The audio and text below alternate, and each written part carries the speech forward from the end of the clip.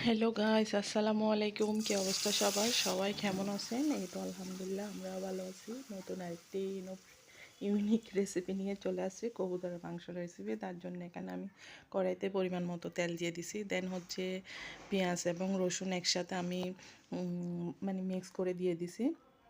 প্রায় 2 চামচ মতো দিয়ে দিছি। দিয়ে দেওয়ার পরে হচ্ছে চায়ের চামচে দেন হচ্ছে আমি হচ্ছে এখানে ফুলা পাতা দিয়ে দিছি। এরপরে হচ্ছে 2টা কাঁচামরিচ দিয়ে দিছি।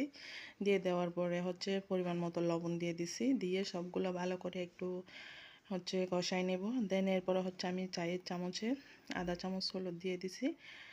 তারপর হচ্ছে আবার চায়ের চামচে আমি আধা চামচ মশলা দিয়ে দিছি। এরপর হচ্ছে আধা চামচ জিরা দিয়ে দিছি। জাস্ট হচ্ছে জিরাটা ফ্লেভারের জন্য।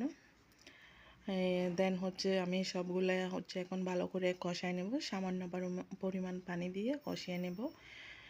ছোটো আঁচের মধ্যে কষিয়ে নেব, যাতে করে মশলা হলুদের গন্ধটা যেন চলে যায়। কারণ এতে থাকলে ফ্লেভারটা নষ্ট হয়ে যায়, খাইতে তেমন ভালো লাগবে না, সে কারণে। দেন এরপরে হচ্ছে যখন কষানো হয়ে যাবে, মরিচটা উপরে যখন তেল ভেসে উঠবে, তখন আমি কি করব, কবুতরের মাংসটা দিয়ে দেব। আমি একটা কবুতর নিয়েছি, এটা ভালো করে পরিষ্কার করে কেটে টুকরো করে নিয়েছি। এখন আমি কবুতরের মাংসটা দিয়ে দিব। দিয়ে দেওয়ার পরে আমি হচ্ছে নেড়ে চেড়ে দেবো। নেড়ে চেড়ে ভালো করে আমি কষিয়ে নেব। 5 থেকে 10 মিনিট ভালো করে আমি সামান্য পরিমাণ পানি দিয়ে কষিয়ে নেব। দেন হচ্ছে কষানো হয়ে গেলে এরপরে আমি অল্প পরিমাণে তরল দুধ দিয়ে দিব। এটা হচ্ছে দিলে কালারটা সুন্দর হয়, সে কারণে অল্প তরল দুধ দিয়ে দিছি। দিয়ে দেওয়ার পরে আমি ছোটো আঁচের মধ্যে আবার সিদ্ধ করে নিব। সিদ্ধ করে নেওয়ার পরে যখন উপরে তেল ভেসে একদম লোচা লোচা হয়ে যাবে, দেন এরপরে হচ্ছে আমি এই তো বন্ধ করে দেব।